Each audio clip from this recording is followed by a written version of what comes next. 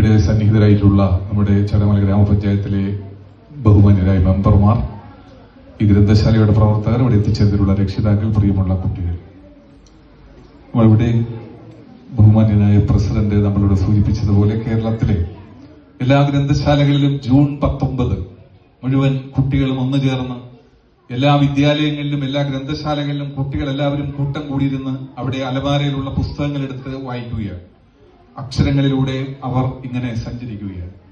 അക്ഷരങ്ങളിലൂടെ കുഞ്ഞുങ്ങളെ സഞ്ചരിപ്പിക്കാൻ, വായനയിലൂടെ ഒരു പുതിയ ലോകത്തെ സൃഷ്ടിക്കാൻ 1945 മുതൽ കേരളത്തിന്റെ ഗ്രാമങ്ങളിലൂടെ സഞ്ചരിച്ച ഒരു മനുഷ്യനുണ്ടായിരുന്നു. അദ്ദേഹത്തിന്റെ പേര് PN പണിക്കർ എന്നാണ്. നേരത്തെ ഇവിടെ സൂചിപ്പിച്ച പോലെ പുതുവയിൽ നാരായണ പണിക്കർ എന്ന അദ്ദേഹം ഒരു സ്കൂൾ അധ്യാപകനായിരുന്നു.